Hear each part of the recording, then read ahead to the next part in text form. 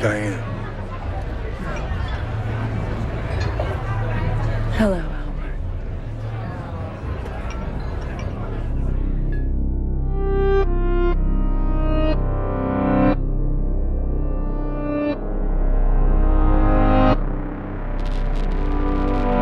Welcome to Twin Peaks Rewatch. From Idle Thumbs, I'm Chris Remo. I'm Jake Rodkin. And on this episode, we are discussing Part 6 of Twin Peaks The Return. Yep. It was written by Mark Frost and David Lynch.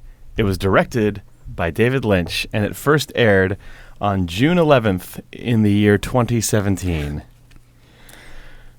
What happened this week on this Twin Peaks? Well, on The this, Return. On this installment of The Return, Cooper saves Dougie's job with a bit of that Mr. Jackpot's intuition, and Janie E. cleans up Dougie's mess.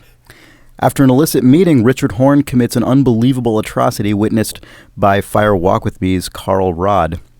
The Buenos Aires calling woman is brutally murdered in a Vegas-related hit. Hawk's investigation catches a weird break. Albert satisfies the internet, and Chet is Chad.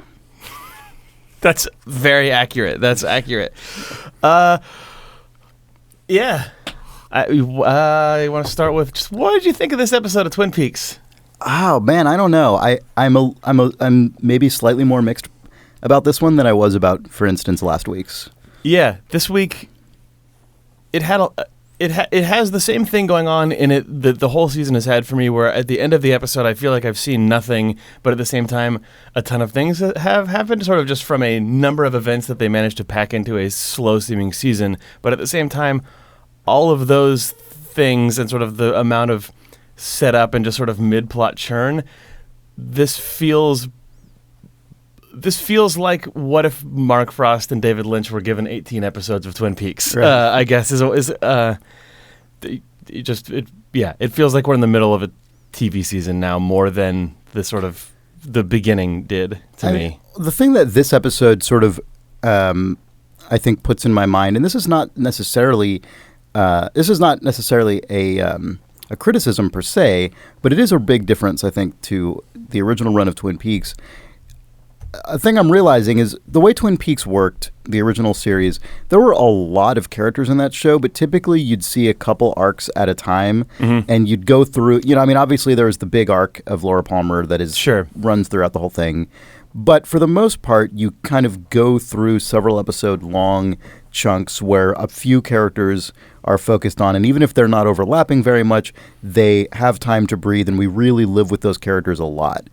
The only character we're really living with a lot in this season, as totally represented by the show, in the fact that Kyle MacLachlan is the only sort of top-billed starring actor at the end of each episode, is Cooper as Dougie, who, which I will say is an absolutely spellbinding and excellent performance by Kyle MacLachlan, but also by design, that character is so hollow in terms of any sort of complex thought, that it's quite a difference to what we're accustomed to in Twin Peaks, in which these characters really live in a world and we live with them.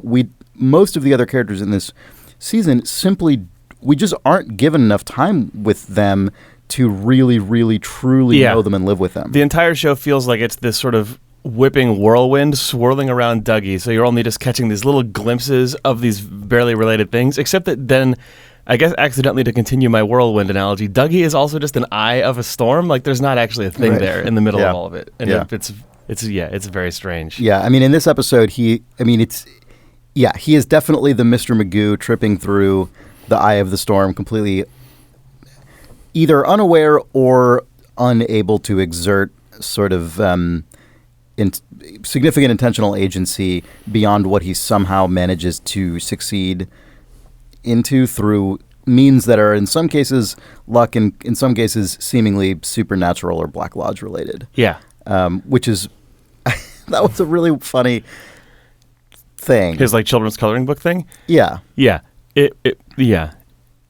I was watching this episode. I mean, it's gotten to I wasn't sure how sort of self-aware Frost and Lynch were of people's desire to see Cooper not be Dougie. Like at first it felt like, I mean, we're seeing a season that seems like it started off as 9 episodes and got drawn out to 18 episodes. Like that's the sort of story behind the scenes. Who knows how much of this plot was written before when they signed up for 9 and then when, it's actually going to be 18. Can you imagine fitting all of these different characters and subplots into 9 episodes? Right. We're now at a point where had we been in the original announced run of Twin Peaks, there'd be 3 episodes left until the season was over. Mm-hmm. As opposed to now, we're a third of the way through it. Right. But seeing, Mike screaming, wake up, and just like some of the scenes with Dougie just marinating in who he is, even when we got Dougie in like episode 3, I did not think that the season would actually be about him and about sort of Cooper's reemergence into the world as a human being, but through this lens of all of the different things that it is. Yeah, I mean, this definitely, we have frequently raised comparisons to David Lynch's film work, particularly his later career, and I think those comparisons are all the more appropriate at this point. I think David Lynch, again, especially later in his career, is simply less interested in really exploring the very kind of specific human scale motivations of individual characters and is more interested in characters as sort of symbols, or maybe symbols is overstating it, but like, cinematic tools basically for whatever his larger goals with the work are. Yep. And that is very much how this season feels. And again, this isn't a criticism. I think it's a really, really interesting usage of television, and certainly one we're not going to get from anyone else. Certainly no one given a budget of any size and a platform to blast it out to, millions of homes. Right. But it is an adjustment. I mean, it is probably not what most people expected. Yeah, including myself, I guess. I don't know. I don't know what I expected. I think that what I told myself we were going to get was and with mixed expectations and mixed hopes that this would be the case, I was expecting just a longer Firewalk with Me, maybe a longer Firewalk with Me that was married to Mulholland Drive. I didn't expect to get... In some ways that it does... You could call it that in some ways. It is.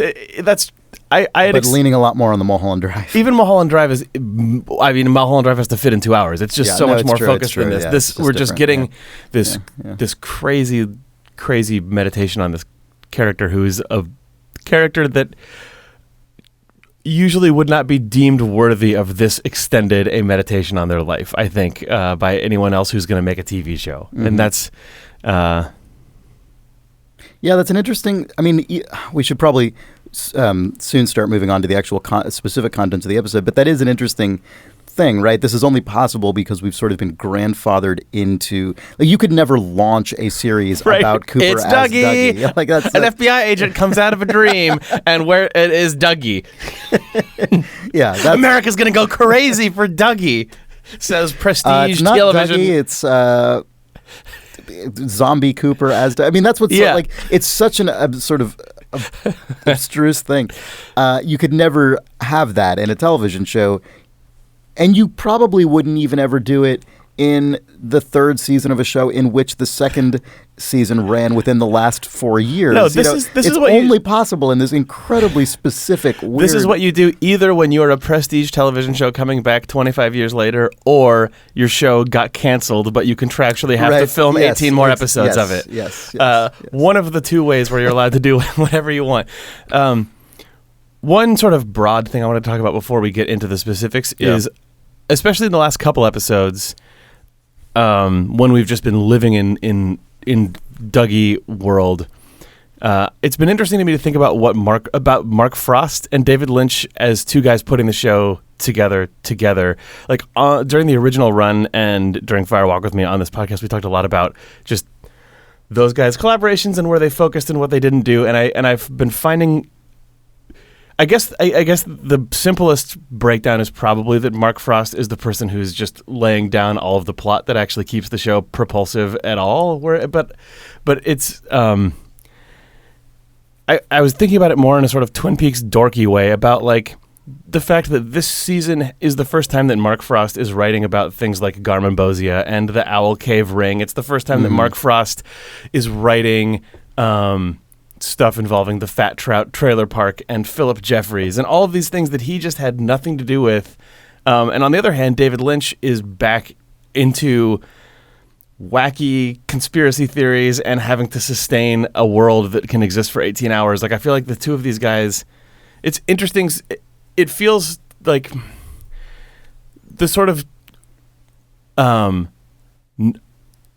not generous reading of it, I guess, which I sort of saw circling around before the show came on, was that it's like when a rock band breaks up over huge personal disagreements, and then you see them again at the state fair, and the two lead musicians are back, and they're playing each other's hits that they got in huge fights over, that they didn't like, but now it's how they're getting paid. It doesn't feel like that, though, in practice, but it's still, I'm excited for this show to run its course and for those guys to get comfortable enough talking about it, because the process of how this Twin Peaks showed up, I still can't personally entirely untangle, but I feel a responsibility all the time when watching it to try and not just go, oh, well, that's just David Lynch doing his David Lynch thing, because from anything they talked about before the run of the show, it sounded like they just spent hours, days, weeks, months working on the story of this together. Absolutely, but I think a lot of the thing that I'm sort of reacting to, I mean,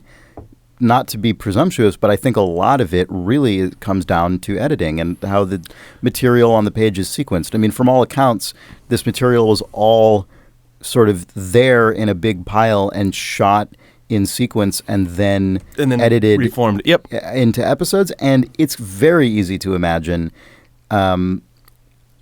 I mean, this is a completely hypothetical thing. This is not like my secret desire. I'm just, as a complete example, if you just had the Cooper stuff and the Hawk stuff, and, I mean, if you just you could focus on any three of these threads that exactly as filmed, right, and give each of them 3 times as much screen time and adjust the episode count to fit, and like you'd have a totally different. There's conversely a world where you take probably all of the spoken dialogue and descriptions of environments over the entire 18 episodes, shoot it at the cadence of like the Twin Peaks season 1 finale, which was a crazy rapid fire episode that included every story thread and was just like plot slam, and like lay some Badalamenti patter over it, and you probably could fit this entire season into 9 really concise episodes. So it's, I mean, that's true. You're probably right that what's on the page versus what's on the screen, I mean, you're probably right is an even goofy way to frame it. You are absolutely correct that a ton of what we're getting out of just from the stylistic and pacing and just experiential standpoint is coming from Lynch and his editor, Dwayne Dunham, and the rest of the editing team. Yeah. But at the same time, I mean, this episode actually was interesting in that regard because it has felt like, and I'm sorry, we can move on after this, but sure. Honestly, episodes 1 through 5, the thing that they did have in common to me was I felt like we were, I guess this episode has Hawk finding the thing with the nickel, but like generally the feeling of there being this sort of like elaborately constructed, meticulous, plot-heavy sort of Twin Peaks-esque mystery conspiracy felt very strong, and like every episode was always marching that plot forward, like there was some big forensic angle or some new crazy, very elaborate conceit introduced that was sort of building this mystery. And this episode fell way farther back into just showing character events, with the exception of some very surprising things like Richard Horne running over the kid in his car, which was whatever. We can talk about that when we get to it. But this episode leaned way farther back from there's a box with a bunch of SD cards in it and Albert and Gordon like interviewing a person who has a weird pitch-toned voice and like examining flipped fingerprints and like all that stuff. This was a lot of just sort of slow human beings being slow. Yeah, that's true. Although there were multiple crimes committed and Hawk's thing. I mean, it's so that stuff just felt different to me. Yeah. It felt less of the sort of like procedure. Like the all-seeing eye in the middle of the Illuminati triangle style of stuff was not in this episode as much, and there was just like fucked up stuff or sad people. Yeah, I think that's fair. It's hard for me to 100% feel the same way simply because I've felt so ungrounded from so many. Like we're intentionally given so little context for what any of the kind of centralizing threads of any of these things are, that it almost feels like anytime we're about to start piecing them together, it is inevitable that the following episode, something weirder will be introduced into that. Yeah, that didn't happen this week, though. I don't think that something weirder. I don't feel like this episode. Yeah, I know you're the one who, of the two of us, I think, who's the most inclined to just poo-poo even the idea of speculating and asking questions about the weird things it's not proposed. really what I'm talking about right now. I know, but I mean, well,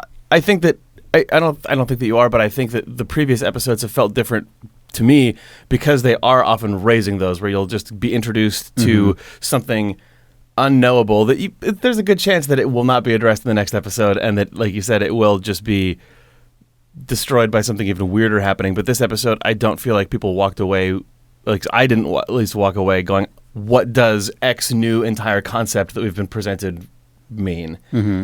I kind of felt that way about the assassins stuff, and to a maybe lesser extent the reveal of Diane. Okay. But I totally I do understand. I take your point for sure. But let's talk about what's inside. Let's move on to the episode. What's in this Twin Peaks episode? Well, we I think we have sort of by implication already discussed a bit about Cooper as Dougie, but we should talk about that because it was a huge chunk of the episode. Yeah.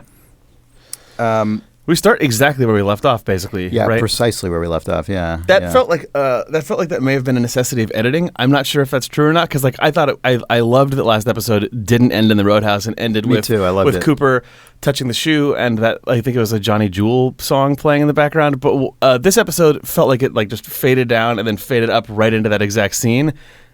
Whereas episode 5 had a roadhouse scene in it 10 minutes before the end, and I wondered if that was like, whoops, we had one 50-minute episode and one 70-minute episode. I don't know. But whatever, I don't care because the end result felt really good. Yeah.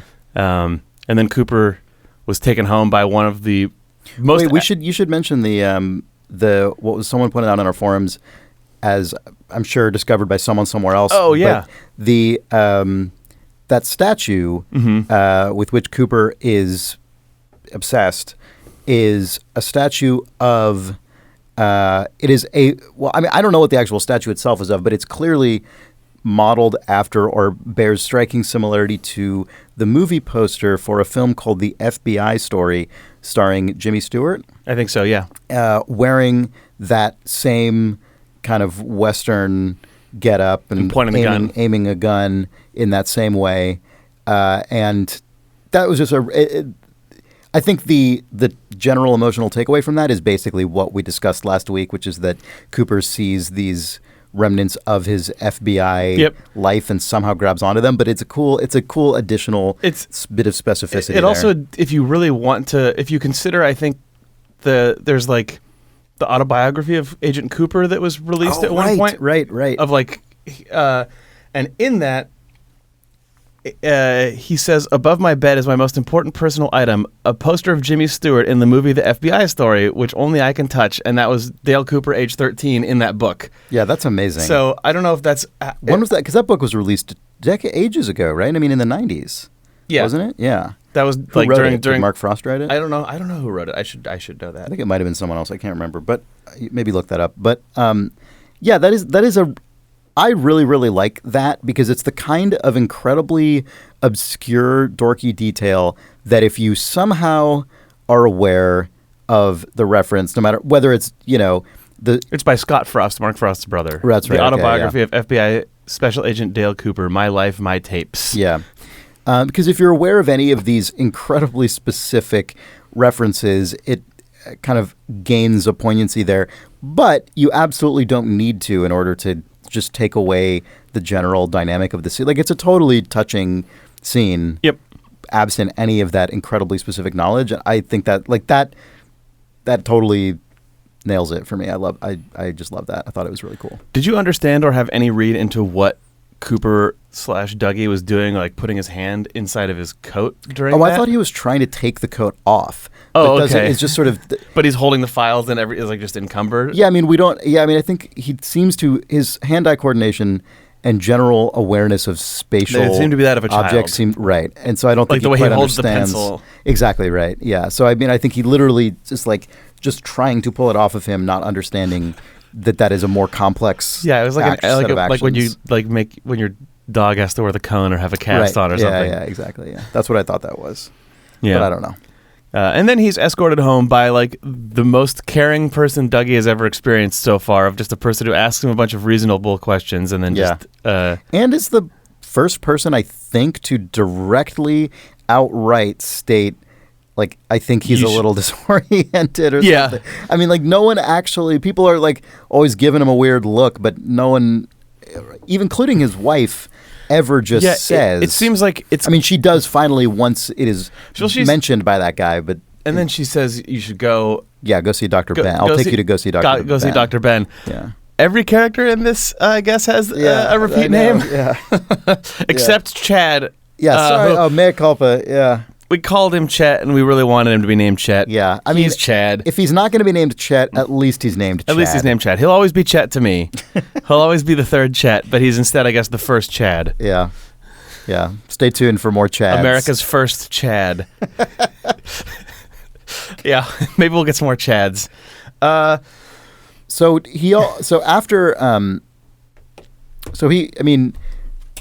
feel like at this point we comfortably know that Dougie was not an unremarkable average guy of normal sort of mental and emotional agility before there's Cooper definitely showed up. always been something going on. I mean, which figures, right? He's some kind of weird homunculus.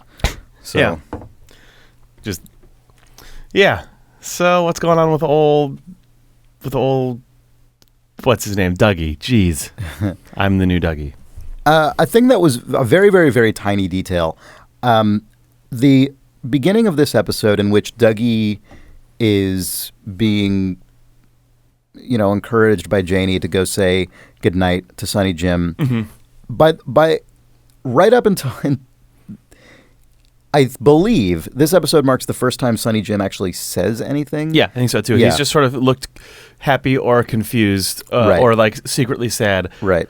So until the moment Sonny Jim actually opened his mouth and spoke this episode, I reached my high point of being completely convinced that he was not Dougie's son or that he was mute or something. It was because even at the point at which Janie is saying, go say goodnight to Sonny Jim, she never changes her wording and says, your son, or anything. Like, he's never called dad by Sonny Jim. I was totally convinced. And then eventually Sonny Jim refers to him as dad. And I'm like, oh, okay. Okay. So what on earth? Like, it felt so intentional, all of this, like, talking around. I didn't notice it. But someone on the forums pointed out that Sonny Jim did another backwards thing in this episode. Like I didn't pick that up. I didn't either. He blinked backwards in the car last episode, and this episode when Cooper was having his emotional experience when he was crying, looking at him. And this week, apparently, Sonny Jim did another like tiny backwards thing in a shot. Wow, so that is really like distressing. Yeah, because I keep not noticing it, but it makes it.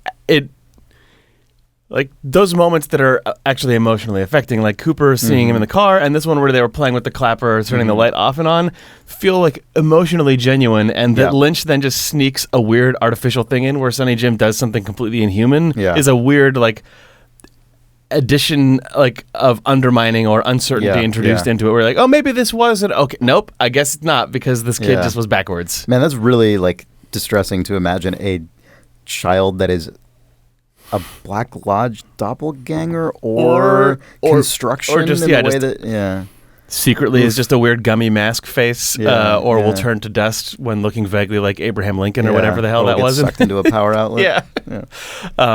Or not, who knows? Yeah, obviously no clue whatsoever.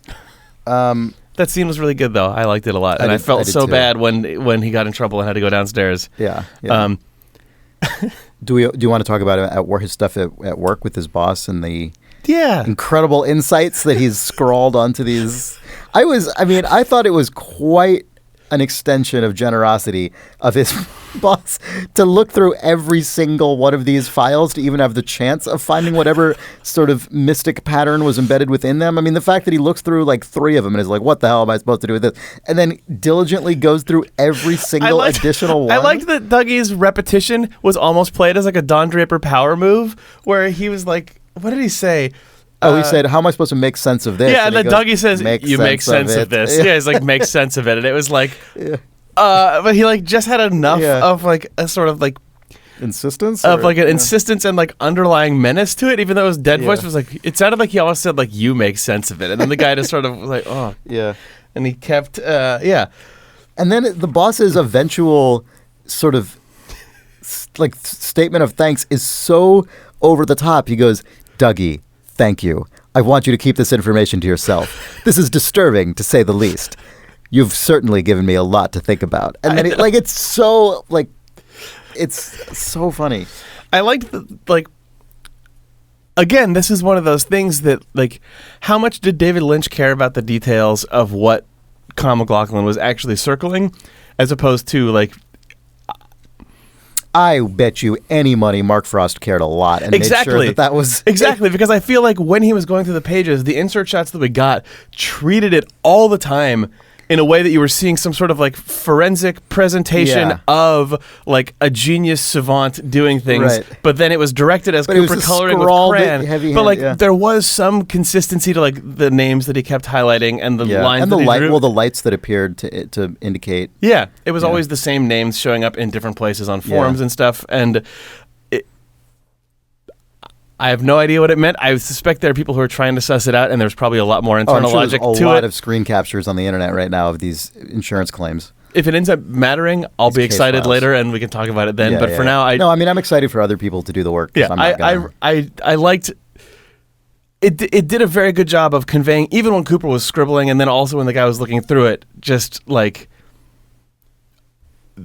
the sort of haphazard nature of it, but the way that the names showed up and the way that it was sort of methodically leafed through as if it was something out of Zodiac or something, it really, your brain was able to sort of really grab onto the emotional reality that there is something to this. It's a more intricate version of sort of comparing the fingerprints, which like, I'm not the kind of person who's going to pause the screen and get up close and notice that they're reversed. But like, I get that obviously something's being significantly observed by the character. It's fine. Yeah. In this case, I felt that even more strongly. The point that like when the boss, because it's a more complicated series. Yeah, and when he started leafing through it and figuring it out, I understood why he did it, because even when I saw Cooper just drawing the circles, I just caught enough in the shots that they gave to be like, okay, there is something to this.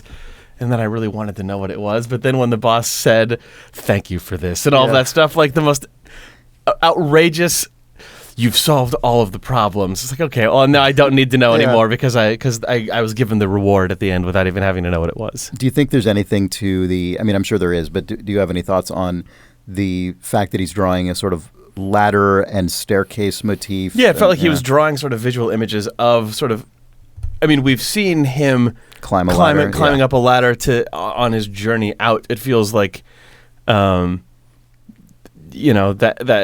felt like they were sort of images of some attempt to ascend out of something. But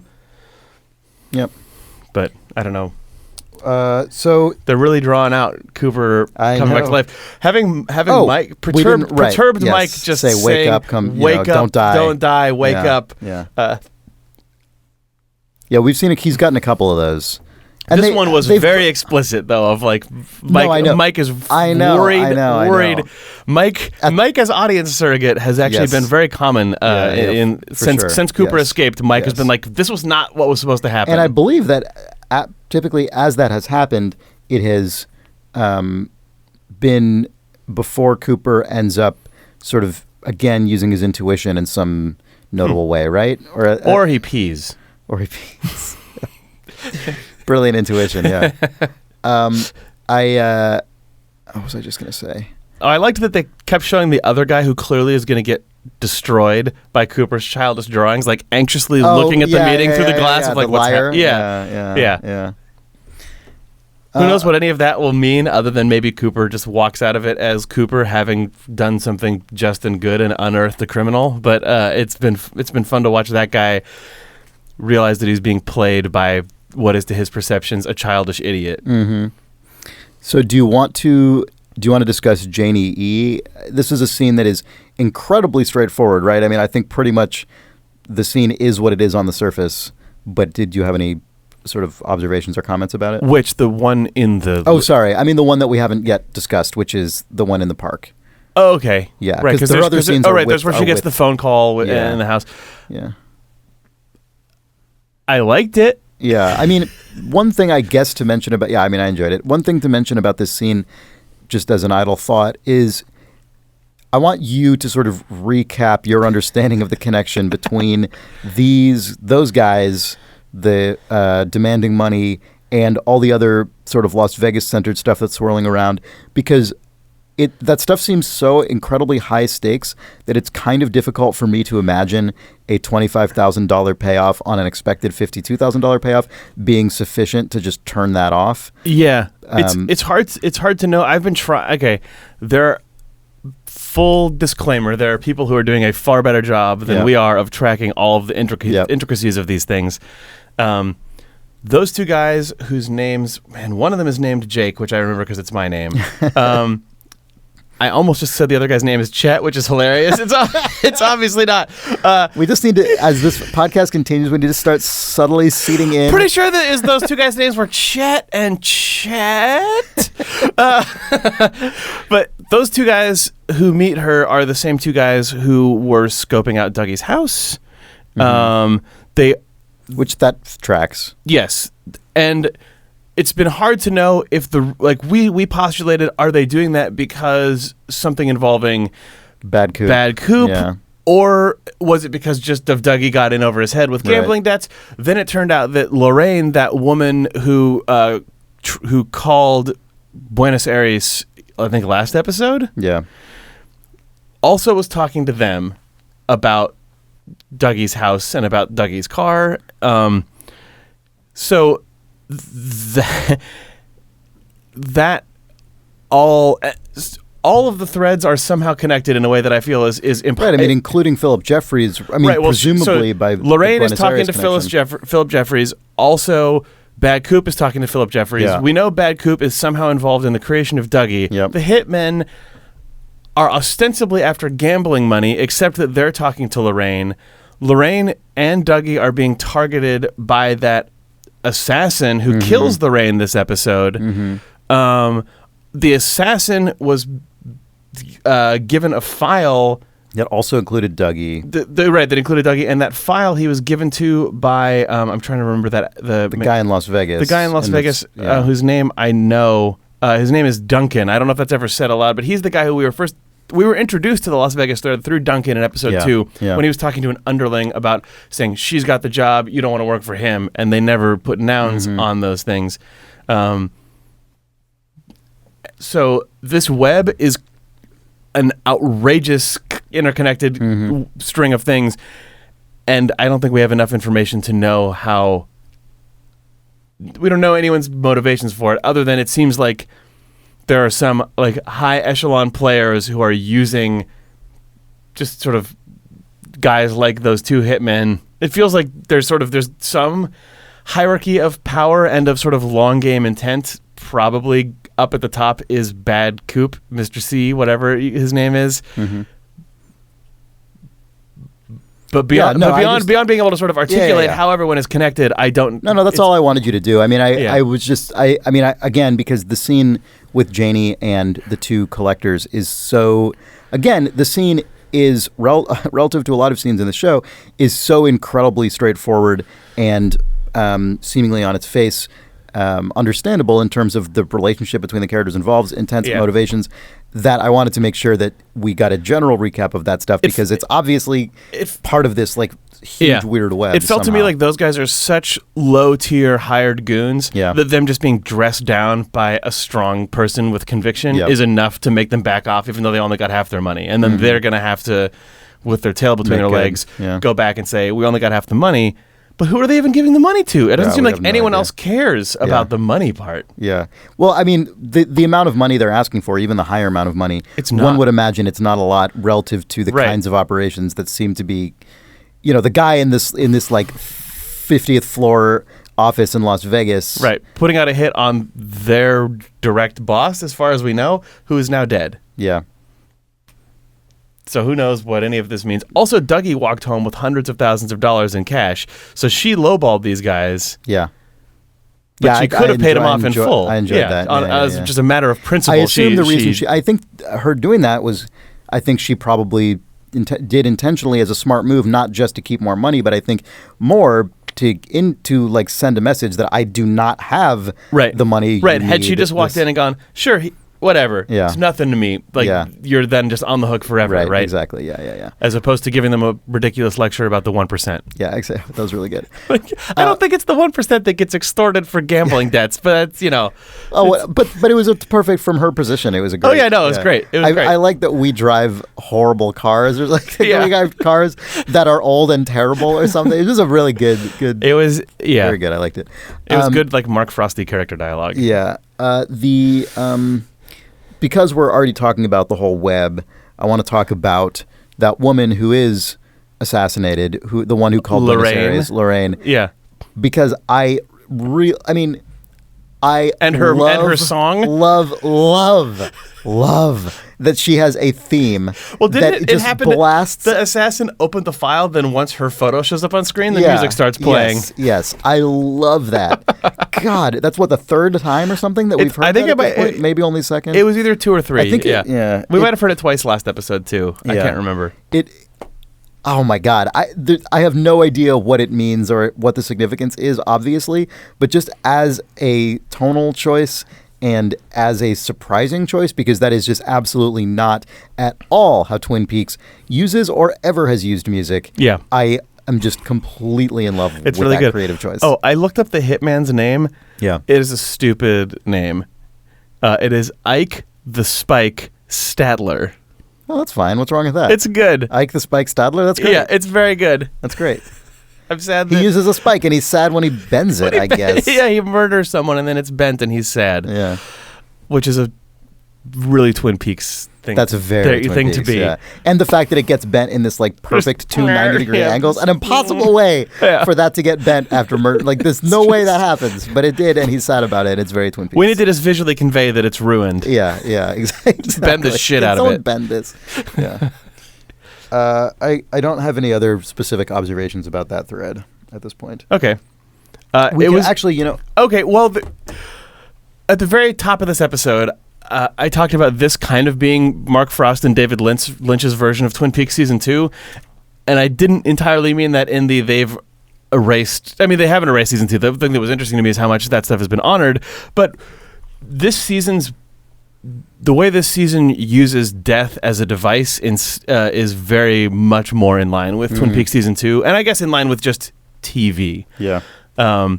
This episode, again, we see 3 people killed, 2 on screen and 1 off screen. Yeah. Every episode has had multiple bodies dropped, it feels like.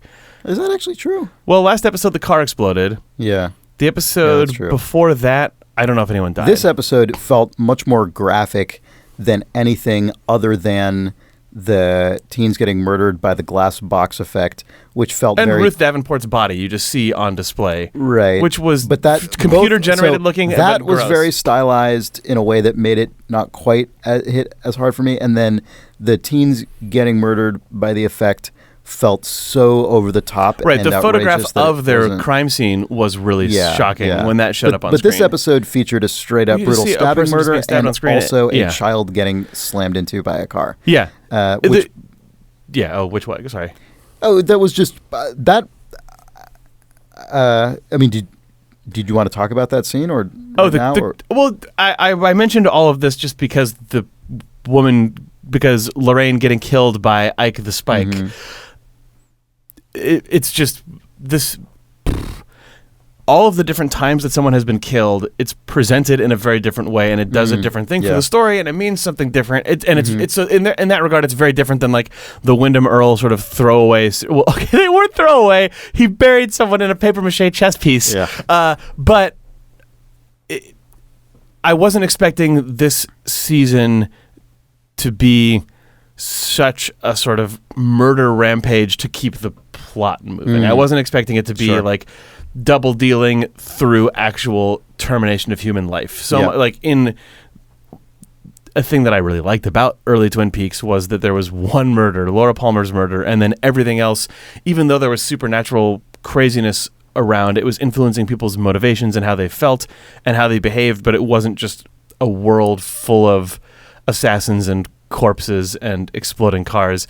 and I don't have any conclusions to that, I guess, but it definitely is a thing that's making it feel different in a way that I don't necessarily think is better for me personally. Mm-hmm.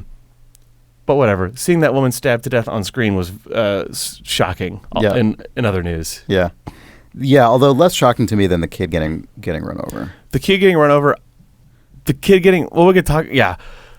The kid getting run over was such the like movie angle of a large vehicle knocking someone out of frame that I was surprised that it was a kid, but the sort of like it operated in the exact trope of how you shoot and convey that scene, like with modern technology. I feel like the camera being held and then the thing goes from left to right and you see it just leave the screen in a fraction of a second. Yeah, but I guess I was surprised that this camera stayed on her being stabbed as long as it did. Like it actually, it was a little bit less intense, but reminded me of some of the murders in Zodiac. Like when you just see people just get eviscerated and the scene just gets bloodier and bloodier and it doesn't cut. And then it did the other woman coming in and then him that's two Zodiac references so far this episode, reader. I can't not. I love Zodiac. I know. But then the other woman coming in, the coworker, and him just sort of scrambling after her and leaving. That actually was the part that felt the most sort of Lynchy and Twin Peaksy to me, of just like the like just unsettling hunger that guy seems to have at that moment. Like the combination of I'm doing something so bad that I have to cover my tracks with more violence, and also just like it got weirdly primal and unsettling. Definitely. Like that part was 100%. Actually more messed up to me than the killing of Lorraine. Like the fact that he just kept going, and then it ended with him being sad that his tool was bent, which was then like cemented it as. So I just in an incredibly roundabout way started by saying these things are all really kind of structurally annoying to me because it doesn't feel as Twin Peaksy and feels more like, I don't know. But in the moment, that scene played as incredibly Twin Peaksy and Lynchy. I agree. That didn't. I agree. At the time, even at the time, it didn't feel out of place for me for the exact reasons you're stating now.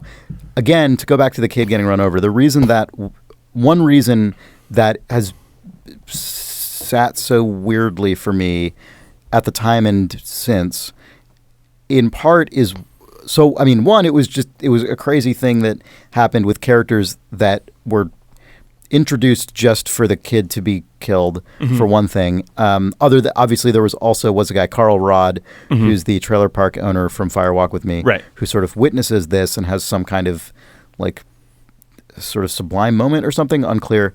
We get these long shots of people looking and sort of like they'll put their hand up to their face and they'll go through.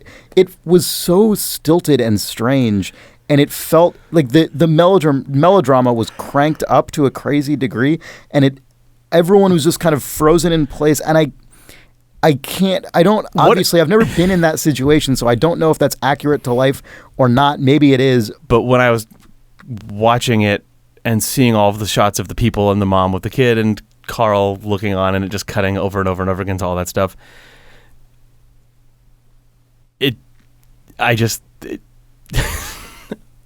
wow, I can't actually even express what I was trying to say. It felt like a different version of a melodramatic reaction to a dramatic event occurring in Twin Peaks, but it still also did remind me of some of the stuff very early on in Twin Peaks when you didn't know all the members of the town and you were hearing about what happened to Laura Palmer. Okay, but I guarantee we're not going to know any of these people ever. You're right. That's true. Yeah. I will say that, I mean, this is sort of in line with what you're saying, I guess. A character we do know, or even if we don't know him, a character that the show clearly is telegraphing to us. Well, we were introduced to him even if we didn't know. Right, but even if we weren't, like the camera just cares about him in a way. It doesn't care about any of these extras. Obviously, I thought that, what is the guy, Harry Dean Stanton? Yeah. I thought he, in the very little that was written, I thought he did...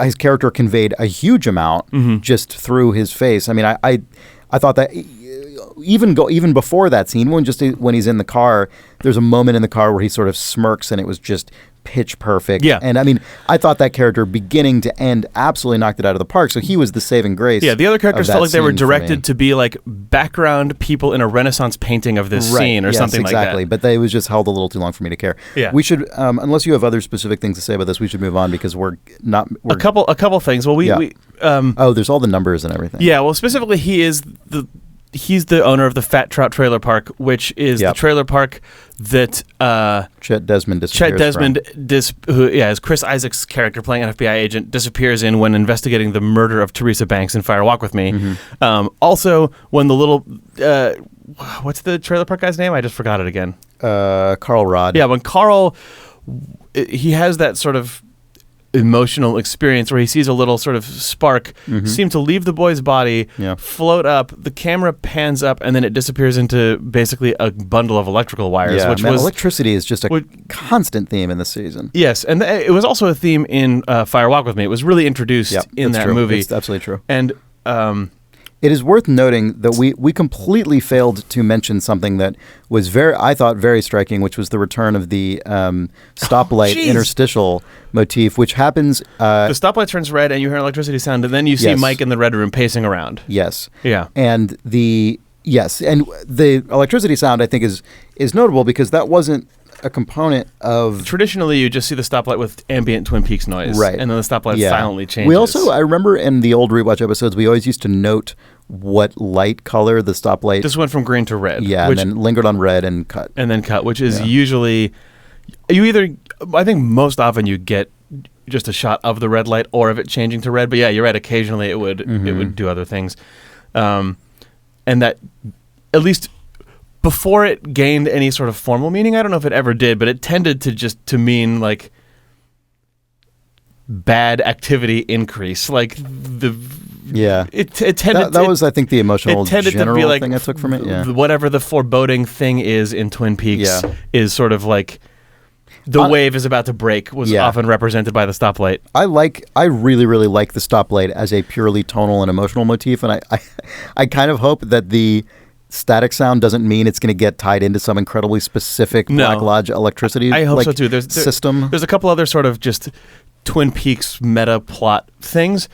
The reason that Carl is going into town is to pick up Linda's mail from the post office. Linda is the other name that the giant, a.k.a. question mark says. That's right. So we cut, and we haven't talked about Richard Horn's stuff, but we cut from a scene with Richard to the first mention of Linda. So this is the first time that, even though it's only through the act of editing, Richard and Linda have appeared back to back. Yeah. The other piece, and I'm trying to look in my notes for when it happens, is we cut to the power line / phone pole with the number 6 and the 324810. Yeah, when does that actually show up?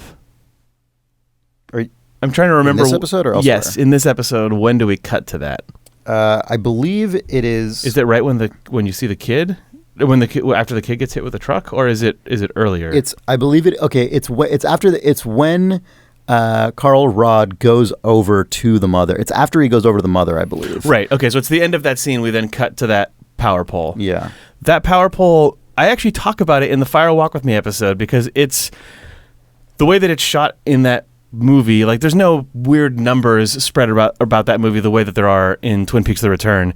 But that shot was one of those Lynchy, like that. The power pole was sort of the equivalent of the ceiling fan to me in Fire Walk with Me, where the way that Lynch shot it, it was just an innocuous object that felt imbued with menace and meaning just because of the way that it was shot. So to see it come back and for it to be the exact one, including the little dumpy numbers on it, like, well, the numbers were different because the 324810 looked like kind of infrastructure, Sorry, by the same numbers, I mean literally it's the same exact, like, this is what it looks like in Fire Walk with Me. I'm handing you a picture of it. It's literally the same exact pole with the big number 6 and the small serial number. The reason the thing I'm trying to mention is that the 6, isn't that the same or a very similar font to the one used in the weird purple room? Oh, maybe. On the grates that Cooper got sucked through? I thought it was, but I could be wrong. It could be, yeah. I mean, it's all sort of numbering you could buy in a hardware store. Right, but they're very different fonts between those two numbers, and I thought one of them was similar. But maybe not. I don't know if any of that stuff means anything specific, but sort of electricity as a source of sort of power and as a conduit showed up starting in Fire Walk with Me, and obviously became really explicit when Dougie and Cooper swapped places through a power outlet, but I don't know. It was. So then a thing you mentioned in passing, but we haven't really addressed, is that Richard Horn obviously is the person. I mean, after being introduced to him through assaulting a woman at the end of last episode, in this episode, he now meets the other guy who skeeved on someone in the Roadhouse because we're getting introduced to Richard to the 2017 version of the Twin Peaks drug trade. Apparently, it seems like. The guy that Richard Horn is being menaced by is a guy that we saw make some like finger guns at Shelley from across the bar, and it was unclear as to what their relationship was or if he knew her. That was at the end of episode 2, which was sort of the end of the premiere 2-parter. His character's name is Red, and man, okay. That guy is such the new Hank. I love it. I love that he is the new Hank. Instead of a domino. He's got his little coin. I like that it's a dime, too. It's a dime. Like the least kind of like emotionally loaded coin. It's the lamest coin. He's got a dime. Yeah. He's got that same look. He's got like the Twin Peaks guy look where you're like, it's just a guy who is cast to look tough and is put in a leather jacket and told to make a mean face, but he just kind of looks like he's just a sort of soft, smiley guy in regular life. He's just sort of just a guy. Like he could probably, he's not like weak. He's clearly a strong human, like he is. Sure. But they always cast these guys like it's just he has that soap opera tough guy look where it's just you're not actually a hardened criminal. You're just like a nice actor who's asked to play a tough guy. Right. And then in the world of the show, you're the toughest fucking guy that there is. Yeah. And I was really happy to see one of those guys back in full force, except that he did very weird Lynchian things. Yeah, he flipped a coin, suspended in very slow motion, ended up in Richard Horn's mouth. But then fell from the air back. He pulled it out of his mouth, and it disappeared out of his hand into his hand. It felt so much like the creamed corn trick, the creamed corn quote-unquote magic trick that the little kid plays on Donna in the second season, I guess that was, in like one of Lynch's episodes in season 2. Who knows what is meant to be implied by that, other than it was very powerful and very threatening feeling. And that is the thing that plus the repeated usage of the word kid to refer to Richard Horn is sort of what sets him off. Yeah. I'm not a fucking kid. Yeah. And one very tiny thing I want to mention about that scene, I really, really, really enjoyed. Oh, the henchman? How back up with the gun. How fucking pleased that guy was by so pleased. He loved all of the dumb garbage that was happening in front of him. He was smiling the entire time. And there are parts where his smile, just in the way that like anyone who has to smile for like 10 minutes straight, eventually the smile starts to soften, but then he would refresh it and it would get back to a big old smile. And it wasn't what you'd expect with a sort of like henchman character with, like, the in muscle. That situation. Yeah, it wasn't the sort of like smirk. It was just a full on like this is great. Part of that had to be that the actor was just like, what am I watching right now? Like I'm watching this wacky, menacing goober do a coin trick. Yeah, like, I mean, I loved it. I assumed it was intentional. Yeah, I mean, because you can see him the whole time. It's so funny. It was very good. Yeah, but I mean, whether or not the actor was intended to be portraying a character who enjoyed it, or like. At the moment, Lynch was just like, this is working for me 100%. What's going on here? It's different, but it reminded me of the thing that we didn't talk about with Wally Brando is how much the actors who played Andy and Lucy were eating that shit up. How much they loved that scene. They were having, like, they were barely keeping it together, and they sort of you could see them trying to sort of play it into being proud of their son, into like smiling like proud parents. But every time Michael Cera just kept talking and the camera wouldn't cut, they were like, it's so good. It made like. That honestly was part of what endeared me to that entire scenario. Just like, totally agree. It made it feel like those three actors were totally on the same page about their family being a hilarious, ridiculous, good thing that they fully endorsed. Like, had it felt like the actors who played Andy and Lucy were just like being the blank, undirected characters. Like sometimes in scenes like that, if they decide to play it weird or whatever, I don't know. Just the fact that they were totally bought into it made all of it feel more genuine and earned and less like a weird celebrity walk on with Michael Cera. Yep. Anyway, No, unrelated. I totally agree. That guy having the huge, like, just I'm loving life smile in the background reminded me of that, and I realized that I hadn't talked about it 2 episodes ago. Yep. Yeah. We have very few threads left. Do you want to talk about Hawk? Yeah, let's talk about old Hawk. So do you think... This is like back-to-back coin moments, which was interesting, and probably no direct correlation. Maybe there is one, who knows? But are you of the belief that Hawk dropping was it Hawk who dropped the coin, or did the coin just appear? No, I believe Hawk dropped the coin. Okay. I think he dropped the coin. Yeah, it feels like Hawk dropped a coin in the bathroom. It was an Indian head nickel. He bent down to pick it up, saw that there was another, like, Indian head image on the bathroom repair. The Nez Perce Manufacturing Company or something like that. Yeah, and that led him up to the bent thing in the stall that he opened and pried the panel off. Pulled some papers out and hung out with fucking Chad. I know. Chad. Nay, Chet. Are you of the belief that this is the thing that concerns his heritage? I hope so, because that would mean that he's actually finding something relevant, which would be nice. I want any thread in this show to, like, conclusively move forward in some way. So I hope so. The thing that I thought what do you think those papers are? Do you have any idea? I haven't the slightest clue. I mean, it could be a drug-related thing where one or more people from the sheriff's department are involved in illicit activity. If I had to guess, I guess, but I don't know. If the thing that he found is in fact the clue from the log lady's log, then the thing that his heritage led him to is something that's missing, and this is an outrageous. That's true. This is an outrageous leap that I made that I then saw some other people on the internet believed, which again didn't help confirm or deny my theory because everyone believes all sorts of things that turn out to not be true or false. I wondered if this is such an irrational wonder because it's totally backwards and would just make things make sense. Laura Palmer has kept multiple diaries, and they have pages removed from them. We explicitly saw in Fire Walk With Me that in her very first dream thing, when she hangs the painting on the wall, and bloodied up Annie shows up in her bed and says, "The good Dale is stuck in the Black Lodge, write it in your diary." And those pages have never been read or referenced, but the diaries have gone in and out of the police department. The women's room as well. Yeah, and I wondered if... that would be such an outrageous jump because I don't know how those got into that stall other than just every cast member of Twin Peaks went in and out of bathrooms during the... Yeah, that's right. It was the women's room. Because I was also wondering... Why was he in the women's room to begin with? I don't know. Because at first I was wondering, is the thing that he's going to find in there somehow related to the only other time we've seen a Twin Peaks Sheriff's Department bathroom on screen to my memory, which was when Mike was in there injecting himself to try and suppress, or when Gerard was trying to suppress Mike, but then it was the women's room, which for some reason Hawk and Chad were in. Yeah, like why did Chad poke his head in at all? I don't know. To be a dick. Yeah. But that's an outrageous logic leap.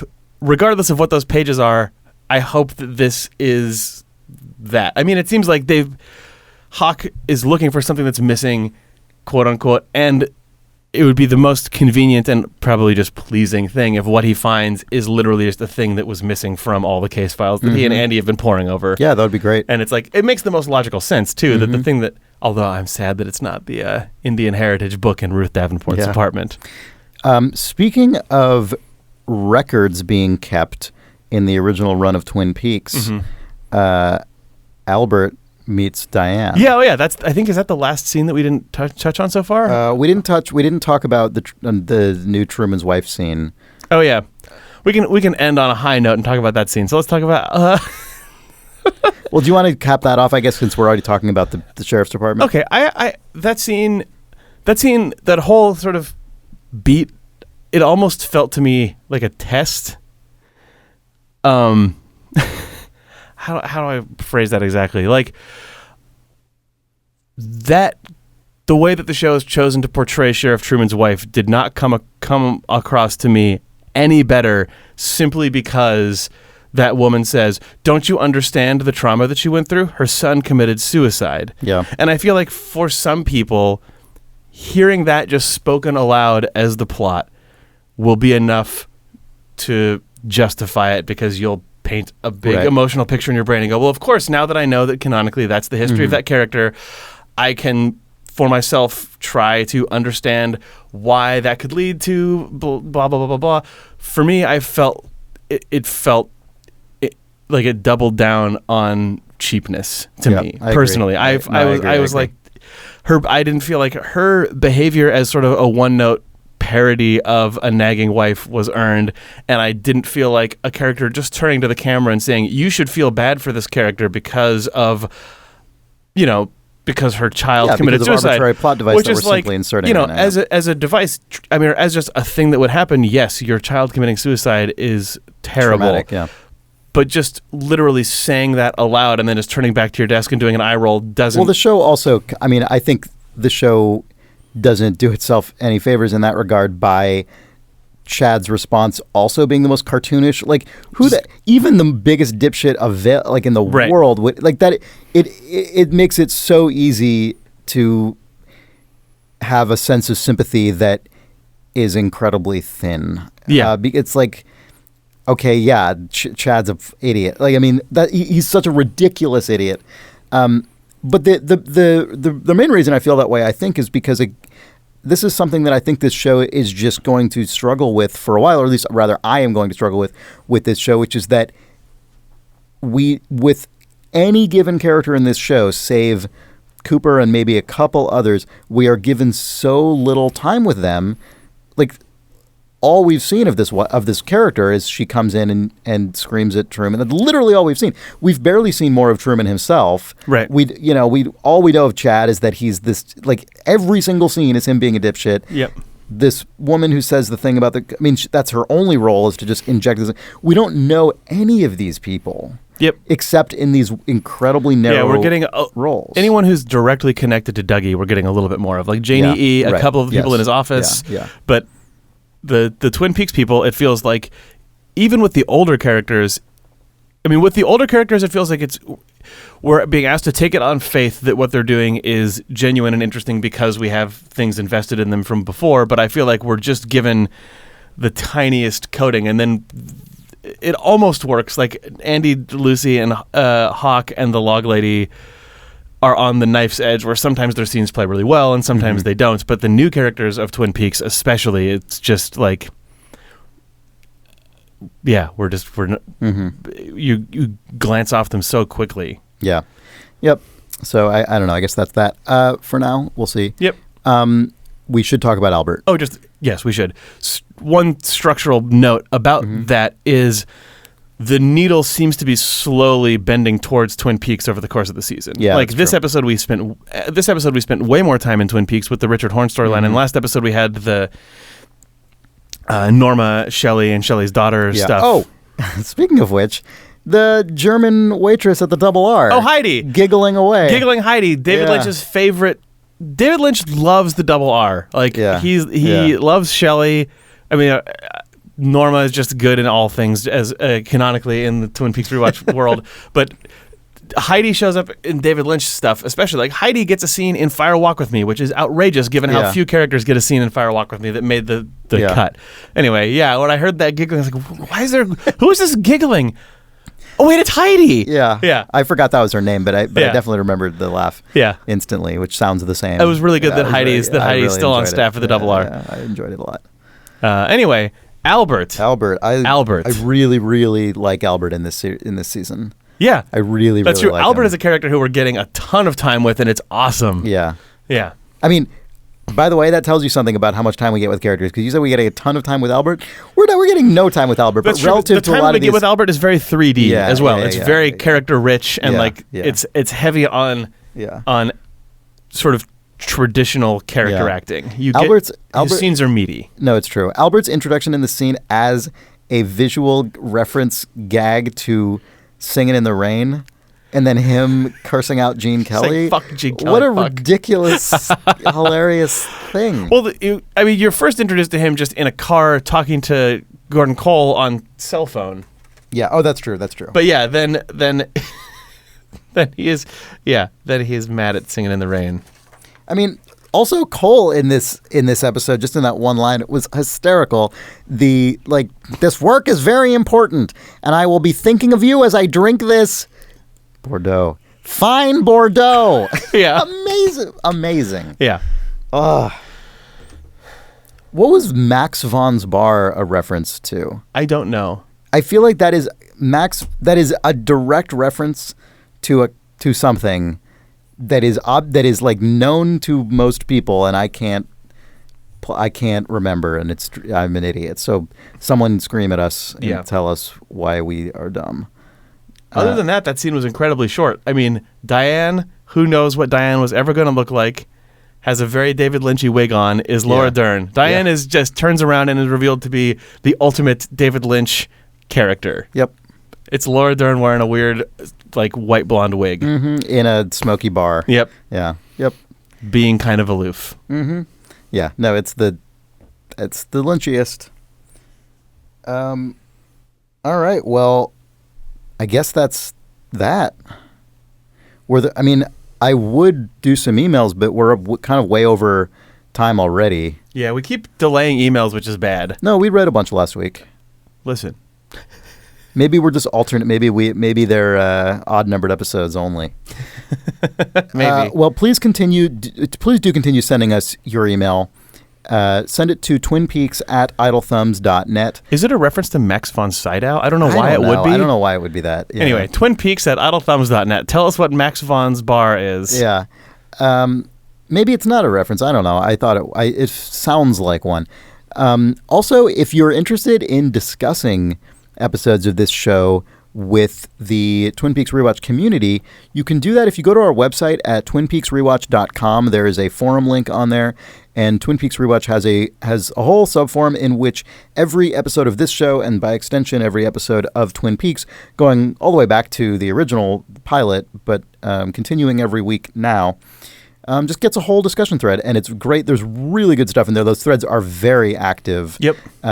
It's been really, really fun to follow along, and I've seen a lot of cool inferences and observations in there. So if you're interested in that, twinpeaksrewatch.com has links to the forums and to just where you can find us on the internet. And on that, we'll be back next week. I have two Twin Peaks. Oh, sure. If you're looking for more discussion of Twin Peaks, there are a ton of podcasts out there, but I wanted to just call out two people who are writing about Twin Peaks, who I think are doing a great job. Yeah, please. Laura Hudson is doing weekly Twin Peaks write-ups at Vulture. So if you look for Vulture's Twin Peaks recaps, they're great. And the other one is Joel Bacco, who goes on our forums and in many other places by the name Lost in the Movies, has a website called Lost in the Movies, and he's also doing a fantastic weekly recap. So they come from very different perspectives, but on the whole, like I found that I read them after I record the episode, so I'm not just repeating the things that they say, but I found that reading those two people's recaps in combination, especially in combination with the Twin Peaks Rewatch forum, gives you a very good, hearty, multifaceted appreciation for what's going on every week. Nice. Cool. All right. Well, again, our website is twinpeaksrewatch.com. We will be back next week with more, and I promise to try and read some emails that time. Thanks for joining us. Bye. Goodbye.